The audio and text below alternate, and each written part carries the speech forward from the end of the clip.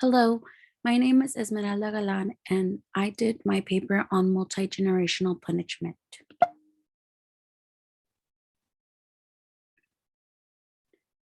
So, some definitions that you need to know in order to be more familiar with this topic is um, the definition of an undocumented immigrant can be viewed as an individual that does not have legal permission to be in the country and is subject to removal or deportation.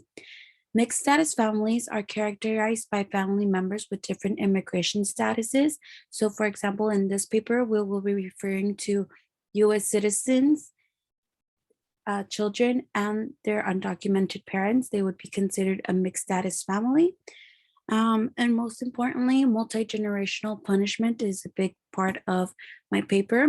And multi-generational punishment refers to US children and their undocumented parents that suffer punishments associated with being undocumented. This can be from anything from racism to poverty to even loss. And attachment is defined as relationships and quality of care given with parents or caregivers that lay the foundation for development and future relationships in adulthood. So, my topic focuses on acknowledging the stories and experiences faced by US citizens, specifically children born to undocumented parents. These children many times face racism, discrimination, poor health, not only physically, but also mentally, and especially compared with their peers who have documented parents. And they also face poverty. And they face multi-generational punishment, which we already talked about, is kind of like an effect from having undocumented parents and laws that affect undocumented immigrants and their citizen children. So these children's support systems and relationships are torn because of the uncertainty of having their loved ones deported. Not only that, but also because they live in fear of being separated from their loved ones. And so this really takes a toll on the relationship between the parents and the children. So, why did I choose this topic? I chose this topic because our experiences shape who we are. And my experiences have really shaped me, um, really passionate about social justice, specifically immigration. Growing up, I was around undocumented immigrants a lot, and I saw the challenges and injustices that they have faced. They live in uncertainty and they have to live in silence because they live in fear of being deported and being removed and losing the opportunities that they came here for. But not only that, the opportunities for their children, whether they are undocumented or documented.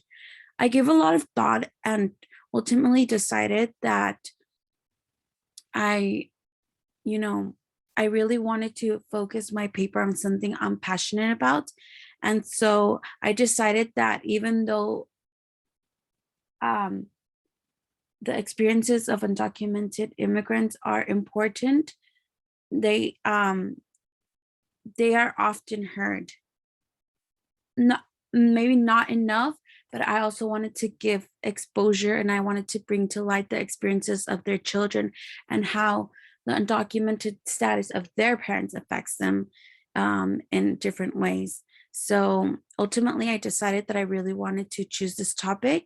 And so, as a result of this research, I came across multi generational punishment. Um, and it really demonstrates and gives light to what the the children of undocumented immigrants face and the hardships of an undocumented status in general in the family. Their stories and experiences deserve to be heard and acknowledged. So i really um I really hope that bringing light to this topic encourages others to do more research. So, some of the key findings. Some of the key findings that I found and were consistent throughout the articles and books that I've read is that US citizen children with undocumented parents have poor health physically and mentally, especially when compared to that of um, children who have parents who are per se legal or who are documented.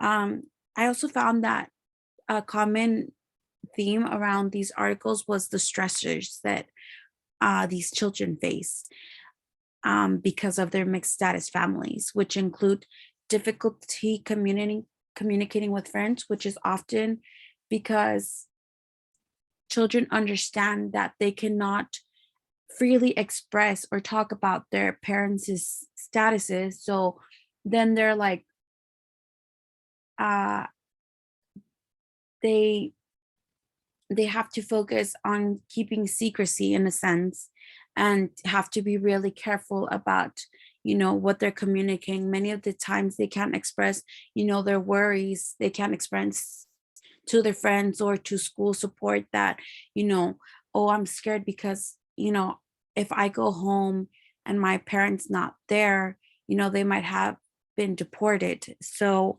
things, small things like that can really make a great effect on these children. Another theme was that they also have a negative perception of their parents' country. A lot of the times, this is because parents usually will come to the United States in search of a better life, but also escaping violence in their home countries. So when they talk about their home countries and why they don't want to go back, it's mainly because of the violence. And so children that hear this have a negative perception of their parents' country and of their roots, essentially. Another theme was financial struggles. A lot of these undocumented workers cannot work here legally, so they have to take lower income jobs, and they are often um, taken advantage of, which leads to financial struggles in the home. And there's, like I mentioned previously, since students are not our children are not able to communicate freely, this leads to the lack of support that they can receive from their school networks. Things such as maybe like talking to a counselor or looking for resources is really limited.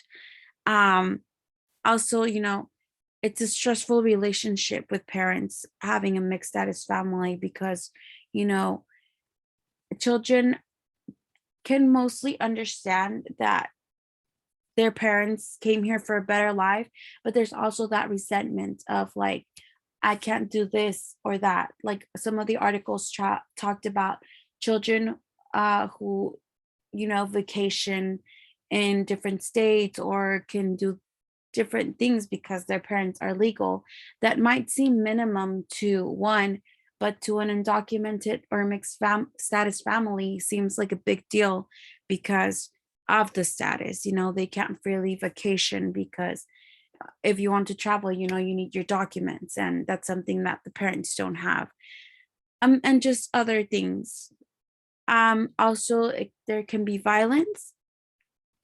And several articles also mention the links between disruptive life events such as, deportation and instability and attachment security. A lot of the times these children do have it's like an oxymoron because while they do feel safe with their parents and they have an attachment towards them, there's an instability because they never know if their parents are going to be removed from the country, and you know the family is going to be broken. So there is an attachment insecurity that does occur sometimes. Children with one undocumented parent or more face similar stigma to children whose parents are incarcerated. And in previous articles, they had mentioned that children who have one incarcerated parents face a lot of stigma, especially in school, because they are viewed a certain way by educators and by professionals around them. So it's very similar with undocumented parents. And unfortunately, being in the education system, I have seen this many times.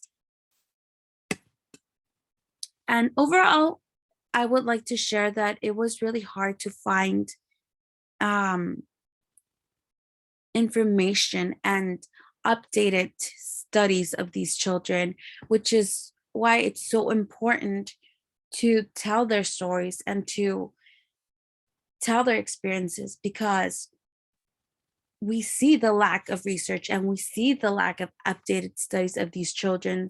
Without this information, we cannot help these students. There is around 4.5 million children who have who are part of mixed status families, and if we don't have updated information, we cannot provide them with support, and we cannot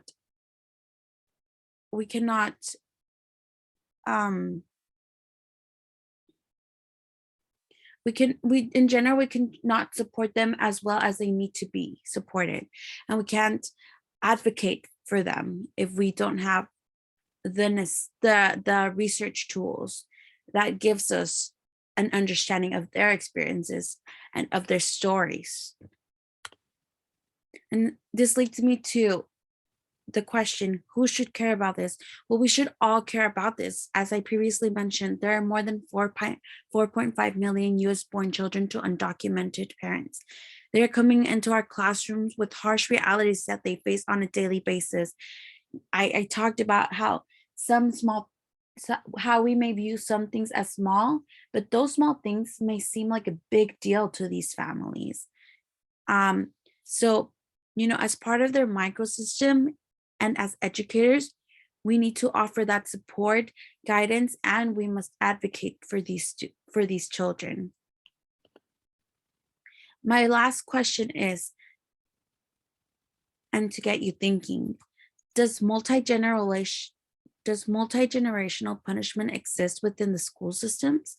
And if so, what does it look like, and what can we do to ensure equity for all students? So that is the end of my presentation, and I hope that you learned a lot from it and you will look more into multi-generational punishment and ways in which we can help students in the classroom and outside.